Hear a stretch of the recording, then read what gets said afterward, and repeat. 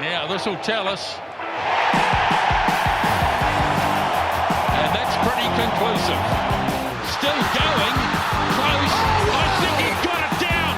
How strong is he?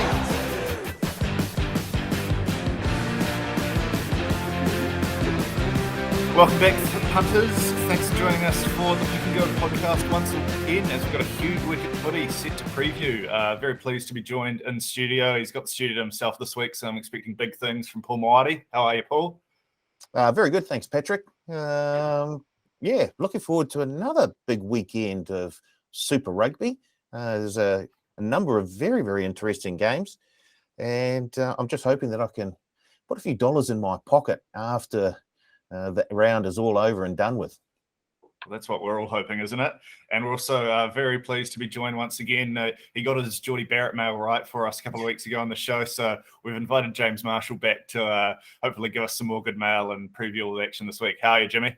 Yeah, good, mate. Thanks for inviting me back on. Trying to think of some early mail for you this week that can get me back on another time after this one as well. No, that's all right. I think that's the most accurate mail we've had in the history of the Pick and Go podcast. So yeah, about 3 years ahead of the rest of us at this stage. That's a lifetime invitation in our books. But we'll crack right into it because we've got plenty to talk about this week from last weekend as well. It was a very eventful weekend of rugby all across the country. But I think we've got to start in Hamilton, where the Blues certainly proved me, Paul, and Richard wrong with a dominant performance against the Chiefs. They're keeping them scoreless at home, even they were down to 13 at one stage. It was something pretty special. That's got to send quite a message to the Crusaders ahead of this week's game, doesn't it, James? Yeah, I think so. To be honest, I was surprised to see the Blues weren't favourites in that game against the Chiefs. I feel like they've been playing some really good footy throughout the year. Probably haven't been getting the points on the board that they probably deserve in a lot of their games, but they really proved it in that game how good they really are. And yeah, I think this game's going to be an absolute cracker. The two best teams in the comp going head to head. And yeah, it's going to be a tough one to predict. Yeah, absolutely. Paul, I don't know about you, but obviously we were on the wrong side of that one. Both really like the Chiefs last week. But, you know, a couple of little things go the other way. The Chiefs had the ball across the line, 3 or 4 times and somehow walked away with no points. Did you feel like the Chiefs maybe were a bit hard done by the scoreboard, or was that just a flat-out great performance by the Blues and no arguments there? I don't think the final score was a true reflection of the game, but I guess the Blues have been unlucky on a number of occasions this season. So for them to get all the sort of, I guess, the cards fall their way in one game shouldn't really be surprising, because they have been getting the short end of the stick for a number of times this season. And the Blues, they took advantage of every sort of opportunity they got. I thought their forwards were superb. They totally, at times, outplayed that Chiefs pack, which has been very, very impressive in recent times. So it was a huge turnaround for the Blues, I think, in terms of the result on the field. And it'll give them a wee bit of confidence heading into this weekend and tomorrow night's big game against the Crusaders. But let's not throw the Chiefs out with the bathwater.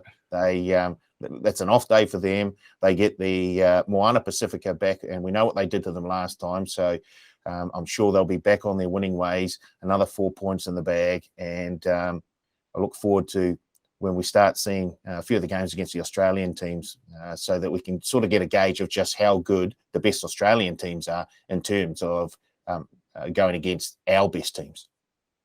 Yeah, no, it'll be, I think, the Chiefs after a few tough battles, and they're certainly a bit worse for wear, unfortunately. Anton Leonard-Brown and Brodie Retallick both carrying long-term injuries now, so they'll probably appreciate the chance to maybe rest up a bit. You got Moana Pacifica this week and then into a few Australian games, so get a bit of momentum back under their feet. But you sort of touched on it before, James, how you think maybe everything started to click for the Blues there. That was probably the best performance we've seen from Bodie in the 10 jersey in Super Rugby. In a Blues jersey, certainly. Do you get the feeling maybe they've been working on a few new ideas this season, and this is sort of a sign of all that work coming together, particularly with Joe Schmidt now involved in the coaching staff? He's bound to have brought a few different ideas. Do you think maybe that we're just going to see the Blues continue on the upward trajectory from here? Yeah, I think so. But then again, there's so little between a lot of these New Zealand sides that it is just big moments in games that are winning or losing games. Like we saw in the Hurricanes, Crusaders, Highlanders, Crusaders the week before. There's just small margins that are deciding a lot of these games. And even in a 25-0 blowout, you'd expect it to be pretty one-sided dominance. But like you said, Chiefs could have easily scored 3 or 4 tries in that game, and it would have been a lot closer. So, I mean, the scoreboard, like Paul said, didn't really reflect the actual result, but I do think the Blues are a very good side, and they play a really cool style of footy. So I do enjoy watching them play, and love seeing Bodie pulling the strings, as much as it hurts me to see him still in Blues jersey. He is playing some bloody good footy. Yeah, no, I think at least as All Blacks fans, we can all get behind seeing Bodie in fine form, because it's got to take some positives out of it, as much as it might hurt us down in the capital. But I'm glad you mentioned tight margins there, because we can sit here and talk about how great the Blues were all day, and we probably should after some of the crap I've given them on the podcast in recent weeks. But we do have to talk about what happened in the capital a bit earlier on Saturday evening with the Hurricanes. I think, there's been a lot of chat about the referees and decisions and Artie's post-game press conference, but you can go elsewhere to listen to all of that. We're on a tight time frame here, so we'll just talk about what happened on the field. I thought, despite the final result, you're always going to be gutted to lose a game like that, but going toe-to-toe with the Crusaders for 80 minutes or whatever it was like that, there's got to be some positives you can take from that performance, right, James? Oh, 100%. And just the layout of this whole competition, with it being quarterfinals, really does change the mindset, I guess, of what we're playing for here. You only really need a quarterfinal spot, and then you've just got the ability to win 3 games and win the competition. So I think the Hurricanes will take a huge amount of confidence out of that game. Should have potentially won that one. And you saw on Tuesday night how much sort of confidence it looked like the whole squad had taken from that result, because I thought they were really impressive on Tuesday. Yeah, no doubt. I think a lot of that result on Tuesday night it won't catch the same attention. That was probably the most comfortably anyone sort of dealt with Moana Pacifica. Sure, it was their reserves, but we saw the Blues a couple of weeks ago at Mount Smart Stadium. Even beating their reserves is no mean feat. So for the Hurricanes to sort of put a performance like that together for 80 minutes has got to have Hurricanes fans like Paul Moati feeling pretty good about things. Are you, Paul? Very much so. It could have been very, very easy for the Hurricanes to just drop their bundle a wee bit after going so close a few days before. But the performance they put on against Moana Pacifica it meant I saw them, I guess, their minds focused straight back on the game again. And I think that sort of sends a few danger signals to the Highlanders this week. I know it's a short turnaround for the Canes, but just the fact that they were able to turn the switch back on only a few days after going so close, to me it says I think they've turned a corner slightly here. They've had a number of those close games this season where they've been so close and haven't quite been able to get over the hump.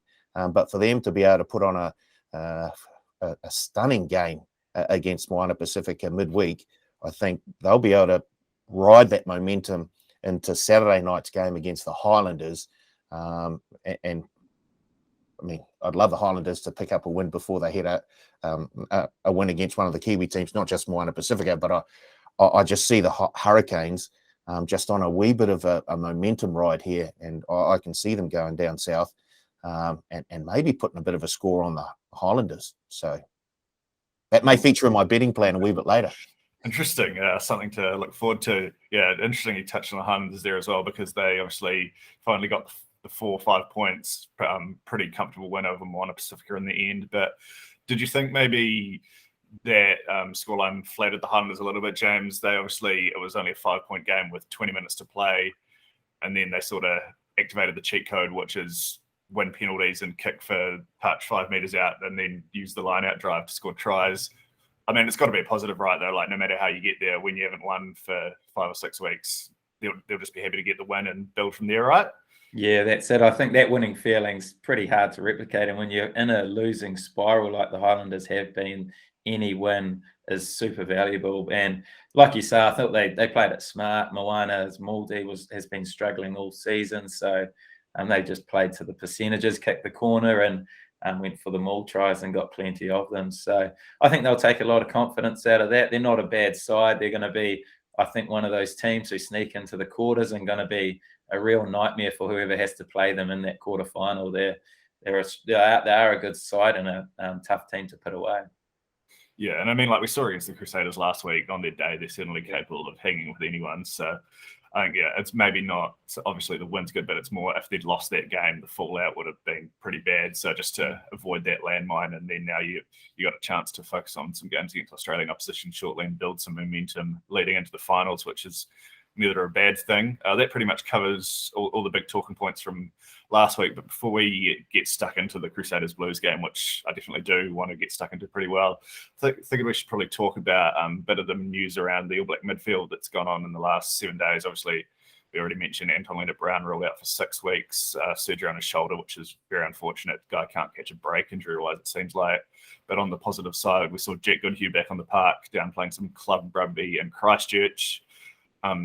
What are your there's obviously other balls in play with Geordie now moving into 12, as first reported on the Pick and Go podcast by James Marshall, and Roger Tuivasa-Sheck. He's back on the bench this week. How do you think the All Blacks midfield pitch is looking ahead of the Island series? James has got a couple of incumbents, but a lot of different balls in the air. Do you think Fozzie and Co will play it safe and just go with the incumbents, maybe a Havili Rico or Havili Goodhue midfield in the first test, if that's presuming Jack gets back to his best by then? Yeah, I'm not too sure what they're thinking, to be honest, but the good sign for New Zealand rugby is that there's plenty of good options there. You've mentioned a few of them, and I do love seeing Geordie at 12. I mean, I think it really suits his game. The only thing about that is how good he was at fullback for the All Blacks, and in terms of his aerial game, which is such an important part of international rugby these days. So I just love the physicality and the skill set that he has at 12, and I think he's really added something there. So I think he might be the 12 for the All Blacks going forward. Will Jordan at fullback and Rico Ioane at 13. I feel like that might be the way they go, but plenty of other options, like I mentioned, Havili at 12, and they could chuck Geordie at fullback if that's more the route they're going to go. I think it might be one of those two. Paul Moati did theorise on this podcast last week that maybe the All Blacks had tapped the Hurricanes coaching staff on the shoulder and said, hey, we wouldn't mind seeing how Geordie goes in the midfield. Do you think maybe that's part of the reasoning behind the recent shift? He said that he was thinking about it for a long time, and he's always sort of wanted to make that move. So I think it might be initiated by him, but you never really know what's going on up top. Never quite know who's having what conversations with who. Yeah, sure. How about you, Paul? Who have you got your eyes on as probably leading the charge for the 12 and 13 jerseys come June and July? I think the cards have been laid down on the table here, and I think that Geordie is probably going to be number 12 in the first test of the season for the All Blacks. It seems to be the way they're heading. I still think his best position is in the 15 jersey, but with a player who has such a huge skill set like Geordie, you could put him at tight head prop and you'd say, wow, didn't realise he could play tight head prop. He's just that sort of player, and he'd do anything for the betterment of the team. So I do expect to see him probably in the 12 jersey come the first test of the international season. The number 13, probably Rico. I'd like to see RTS once he gets fit again, just to see how he goes, because I think that he's probably in the mix now, just with the way things have fallen injury-wise. But yeah, it looks like Geordie will probably be number 12 in the black jersey.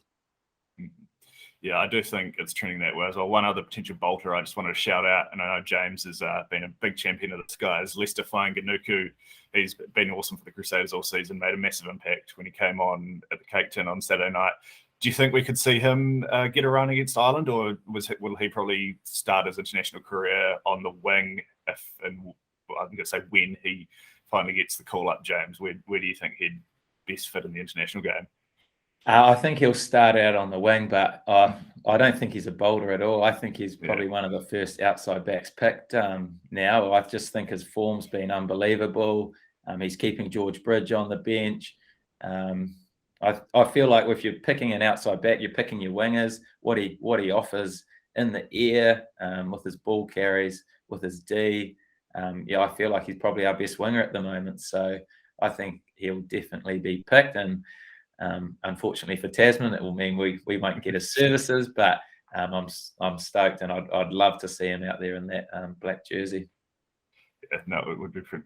And on the bowler note, Paul Moati called Roger Tuivasa-Sheck an All Black bowler before the season, so there's a very low panel for what counts as a bowler on the show. I will never forget that, Paul. Don't worry about that. But yeah, hasn't played a game of rugby union for years. Fair income. Anyway, I'm not going to get ourselves bogged down, but it seems like we're all trending Geordie and one other, probably a Rico or a Good Hugh in the starting midfield for the All Black series. So yeah, lots to be excited about there, even if it's still a couple of question marks. But we got to get stuck into it, right? Game of the round, maybe game of the season so far. Kicking off this round of Super Rugby down at Orange Theory Stadium in Christchurch, the Crusaders currently $1.55 favourites against the Blues. Both teams out at time of recording, looking pretty strong. Crusaders still without Sam Whitelock, but do both just a backline that's, I think, the entire backline as All Blacks when we count Lester Fainga'anuku preemptively. So it's going to be a lot of fun. The Blues, obviously, with that huge performance last week, really setting a marker down as they head down to Christchurch. I'll throw it open to the panel. Are either of you guys picking an upset here? No.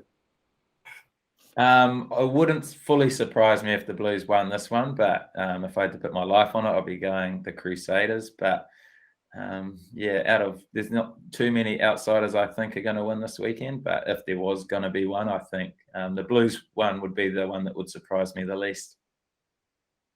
Yeah, no, that's after last week, it probably shouldn't be a shot. I'd probably still, I'm in the same sort of boat as Paul there. I take it you're more bullish on the home side's chances, Paul?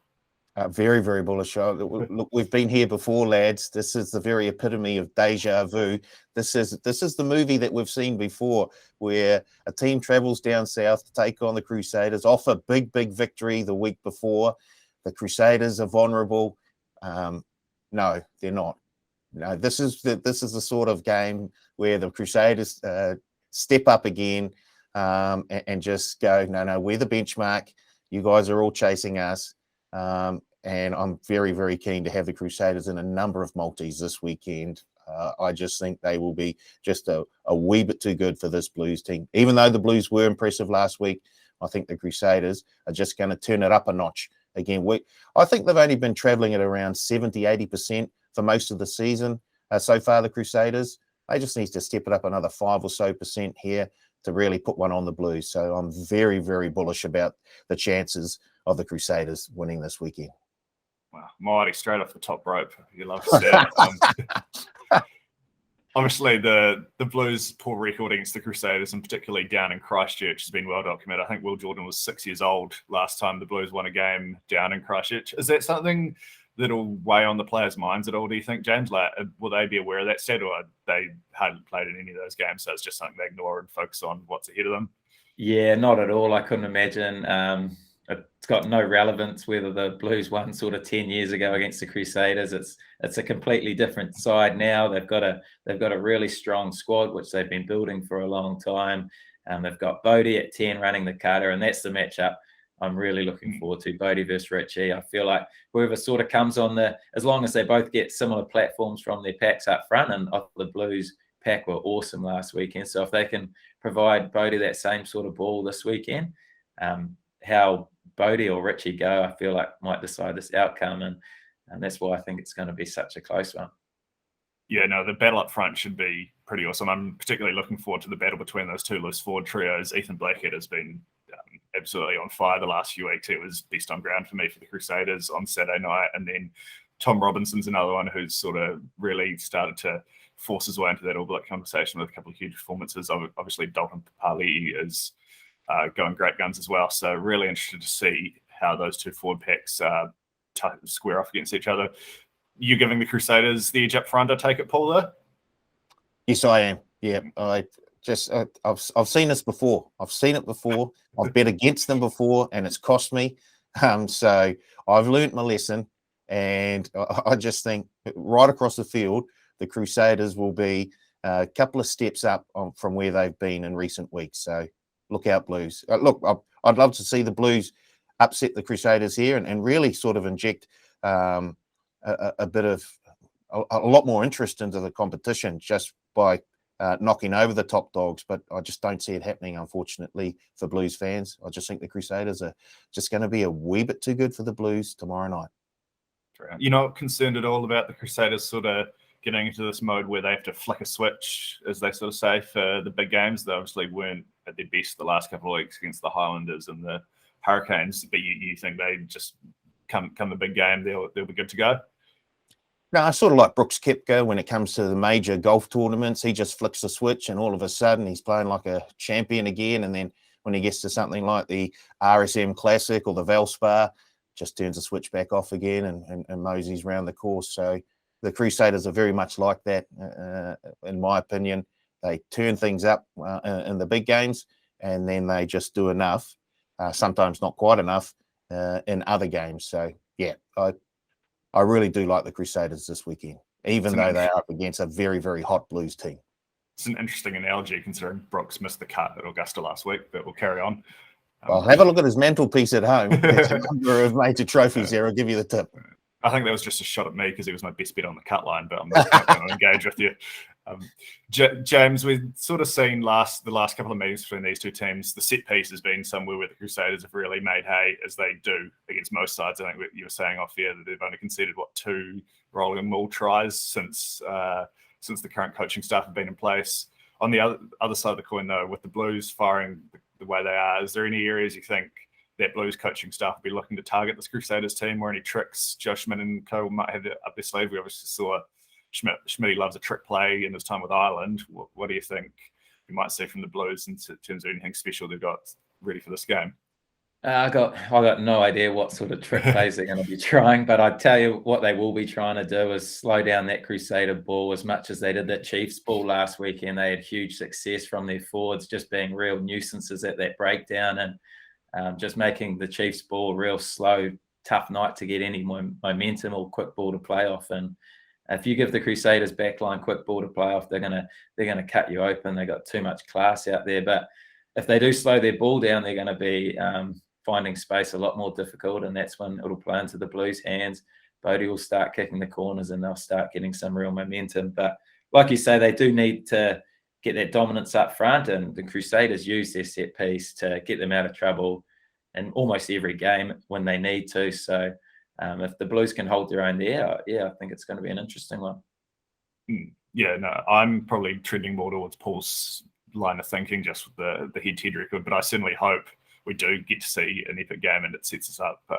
If the Blues do manage to knock them over or even go close, I can only imagine the hype we'll get for the rematch, and then presuming they face off again in finals at some stage, it'll be a lot of fun. So yeah, I think the Blues being good is certainly good for the profile of Super Rugby around the joint. So fingers crossed we get an epic game on Friday evening. But then another game we've sort of already touched on slightly, but haven't gone too in depth, is the Hurricanes heading down to Forsyth Bar Stadium on Saturday evening. The Hurricanes, despite the quick turnaround and despite being on the road, still opened up as favourites for this one. They're currently $1.67 head-to-head. The Highlanders, $2.10. Were you surprised to see the Canes favoured for this one, given the sort of other factors around this game, James, or just with the Highlanders not having beaten any existing New Zealand franchise, do you think that's probably fair?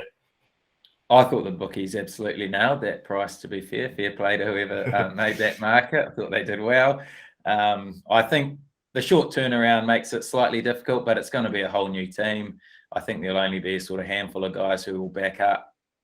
So it's not going to make a huge difference to the actual playing squad. It's sort of more just the preparation time, but I'm sure even while they're preparing for the Moana game, the guys who are named to play this game would have been looking ahead to this game anyway. So I don't think it's going to have a huge impact on that game, that short turnaround. I think it more affects the Moana side, who have to continually have these short turnarounds, which obviously has taken its toll on them now. And I thought they were very average on Tuesday night. Yeah, no, we sort of kept getting those shots that were coming to the crowd there with Geordie and Artie and Dane and the whole Hurricanes sort of first choice team sitting in the crowd watching, and you go, they'll probably be all right on Saturday evening. Sounds like you're pretty confident in the Canes' chances for this one as well, Paul.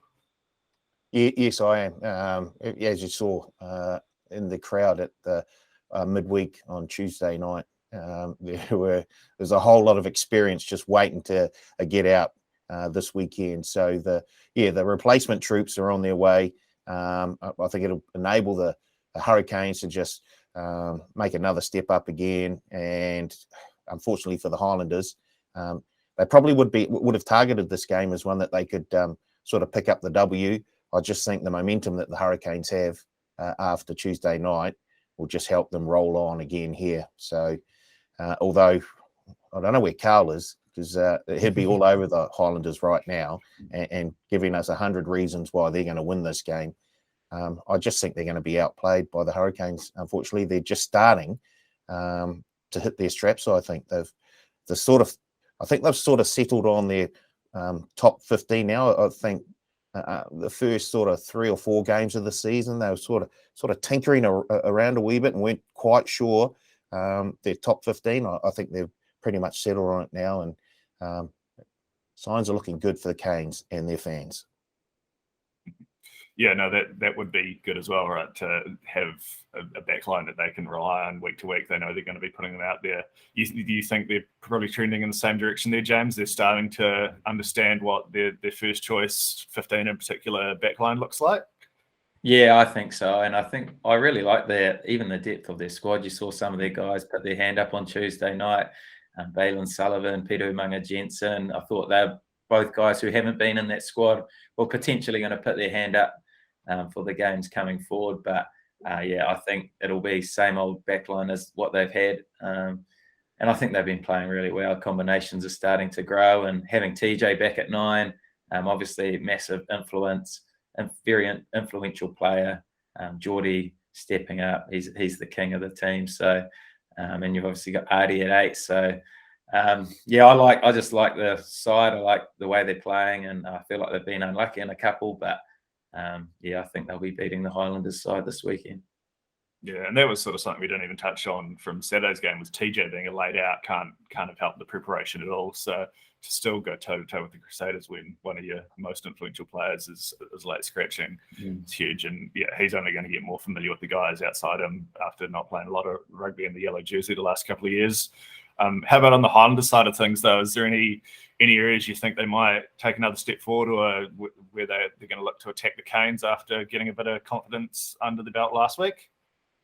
I think the biggest thing will be their confidence, and I think they'll rely a lot on their kicking game like they usually do. When teams go down there, they let them sort of run themselves off their feet. Dry, under roof game, every team feels like they can just play a lot more than they usually do, and sometimes run themselves a little bit ragged. And a smart kicking game and strong deke, and you can apply a lot of pressure through that. So I think that's what they'll try and do to the Canes, try and get the Canes to overplay and then swoop on any mistakes. And it will be an interesting one, but I feel like the Canes will be too strong. Sounds like we're all on the same page there as well. Shocking from a trio of Hurricanes fans, but I also think we could see the suits well. We saw what the Hurricanes did last time under the roof, albeit against the Blues when things started to click late on. So hopefully we get to see that backline in full flight. We'll just touch on the other games quickly because we are under a bit of time pressure this morning. But Moana Pacifica, they're on another quick backup, heading back to FMG Stadium to take on the Chiefs, who are $1. So not a lot of value to be found in the head-to-head book there. You can get 27.5 is the current point start. Are we all expecting the Chiefs to bounce back in a big way here? Yeah, I do. I think I'd probably be taking that minus 27. I think they're just going to be too good. I felt like Moana almost played their strongest backline on Tuesday from what they had been naming. So it's going to be interesting to see what the lineups are. But I just feel like it's just been such a hard run for them. These short turnarounds weekly, really taking their toll on the side. So it's not easy for them. Hopefully they can bounce back and put a bit of a fight up or potentially keep it close. But I can't really see it happening. I think the Chiefs will be too good. Yeah, and especially with sort of this being such a tough game, they do then get the Western Force next week over at Amy Park. So maybe they're not that they'll be just given up in this game, but they clearly see that as a winnable game and one they need to be winning if they want to make a charge for the quarterfinals. So half an eye on next week's game potentially from Moana Pacifica. But I'm also very interested to see what the team lists are for one reason mainly, and that's because whoever's wearing that 2 jersey for the Chiefs, to score a try, to score 2 or more tries, to score 3 or more tries. That's my best next and value bet for this week, right? I know you love backing a number 2 to score a try. Paul, are you joining me in here? Hawkers have always been very, very good to us, Patrick, and I see no reason why we jump off anytime soon.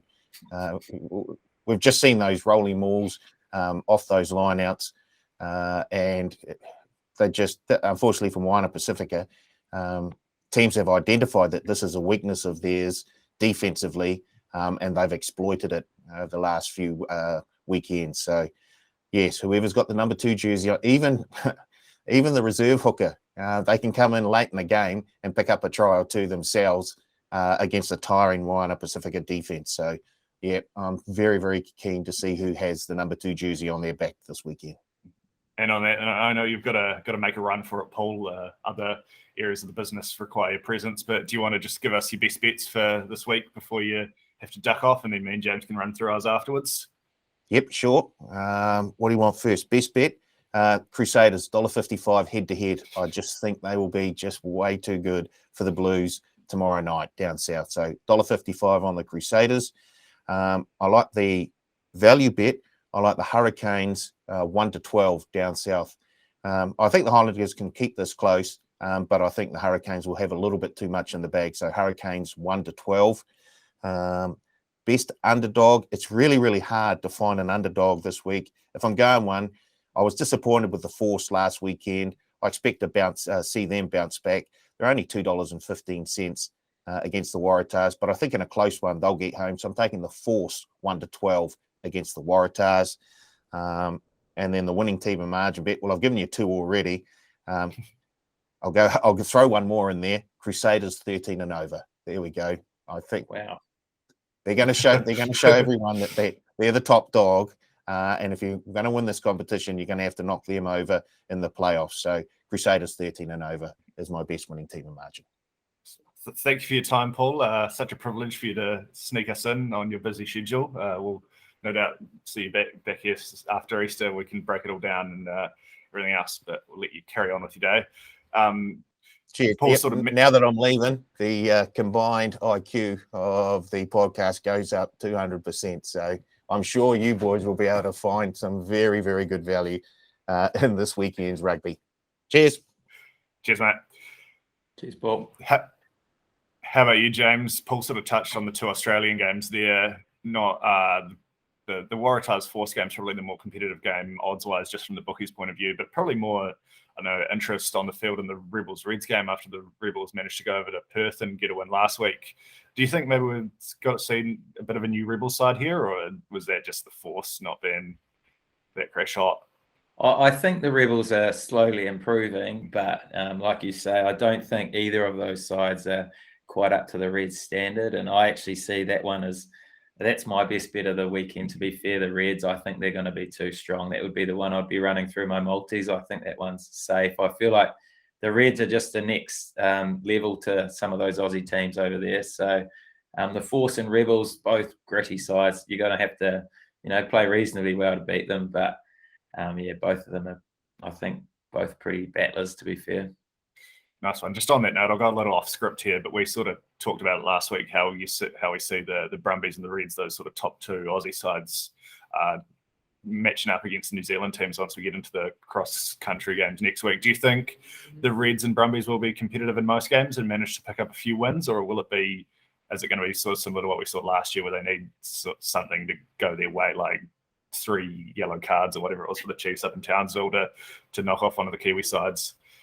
Yeah, it's hard to line up. I sometimes think that the Reds are going to be beating the sides, maybe the Highlanders and maybe the Brumbies might as well. But then I actually think about it and watch the Highlanders play against the Crusaders, and then I think potentially none of the Aussie sides are going to beat a New Zealand side. So we're not going to know till it happens, I guess. But at the moment, I think all the New Zealand teams are going to be making the quarterfinals. So I'm guessing they're going to be winning pretty much most of them. Yeah, I think it's tough for the Reds, right? Because they play a pretty similar brand of footy to a lot of the New Zealand teams. They like to give the ball a bit of air and run it around. And so invariably they end up maybe, just sort of trying to beat New Zealand teams at their own ball game, which doesn't go so well when you just don't have the same cattle. Whereas the Brumbies, they bring something a bit different. They love the set piece. They love the rolling balls. They want to turn things into a bit of a dogfight. And so like we saw with that Canes game in Canberra last year, they can just because they bring something a little bit different that maybe lends them being a bit more competitive. So I think the Reds are probably the better team and sort of just the power rating perspective, but the Brumbies style of play just brings them into the conversation more against those top New Zealand sides. Yeah, fair play. And I think it's going to be interesting to see where Moana stack up in all this as well, how good they are compared to like the likes of the Rebels and the Force, etc. So even the Drua. So yeah, it's going to be cool when the teams start crossing over. It'll be a good, interesting watch. Yeah, that's what I'm really excited about, is seeing Moana with some more winnable games. I think just the way they've stacked up, being competitive for the first 60 at least against most of these New Zealand sides outside of Tuesday night, if they can get a bit of a clearer schedule that some of those COVID games caught up on and they can just play once every 7 days. The midfield in particular, Moa and Toala look like a great fight together. So yeah, hopefully they can get a bit of wind under their sails and come flying into that 8th spot and then knock the Crusaders off in the first round of the quarterfinals. But not to get too far ahead of myself, but might as well we'll finish things off with some best bets. I don't think the Waddleland power plays for this week are up at time of recording, unfortunately, so we won't be able to find you any winners like we did with the Blues Pacifica top scoring game last week. But make sure you tune into your preview on the Waddleland podcast. Be up tomorrow morning, I presume. And first thing tomorrow morning, that'll be up. So hopefully the power play odds will be up for that one, and we'll be able to crack into it. I was sort of saving my value bet to be one of those as well, because I couldn't find a heck of a lot of value out there. So hopefully they'll be up soon. Nice one. But yeah, I'm sure there'll be a few winners on there. But before we head off, do you want to just shout out any other bets you like on the card for this week? I had Reds obviously as my best bet. Be running them through my multis. The winning team in margin, I'd be going the Waratahs. I think they'll beat the Force, but they can't beat any team by too much. They're not good enough. So I think it's going to be definitely a close one. And yeah, I think they'll be too good for the Force. And the best underdog, Paul won't like this, so glad he's off air now. The Blues, I think they're the only underdog side that will potentially win this weekend. I don't think they will win, but they're the best chance out of all of them. So not a huge amount of value there though. So struggling. Yeah, I'm just looking, because I usually just sort of think of my bets live on air as we talk through them, and looking at the underdogs now, I think I'm going to have to go with the Blues because, I don't love the Force's chances, and there's nothing else really jumping out of it. I'm not going to take the Highlanders just out of principle, so probably following there. But I've already said my best bet and value bet are just going to be whoever's wearing the 2 jersey for the Chiefs, back them to score a try and back them to score 2. But I will also have a little go at the Crusaders 13+. I just think could be a little bit of value there. If the Crusaders do win, they won by 16 and 23 last season, so they might feel like sending a message sort of like they did against the Chiefs and just sort of put the foot on the throat if things do blow out. But like I said, I hope I'm wrong for that one, because I really want to see this turn into a great rivalry, and those two sort of have a couple of titanic tussles later in the season. What's happening with their postponed game? Do you know? Is that one going to be caught up at any point? I don't know if they've actually announced the date for it. I presume they'll just sort of fit it in later in the year in between a couple of Australian games. But I've tried to look through the Super Rugby schedule while I've been recording the podcast before, and it never goes well. I just get lost in a rabbit hole. So I'll say that. But Eden Park, like I said, if it is a close one to start, I can imagine Eden Park will be pretty humming for the return league whenever that is. So fingers crossed we do get to see that. Is there anything else you want to touch on or shout out before we let you get back to your day? Nah, get up the Hurricanes.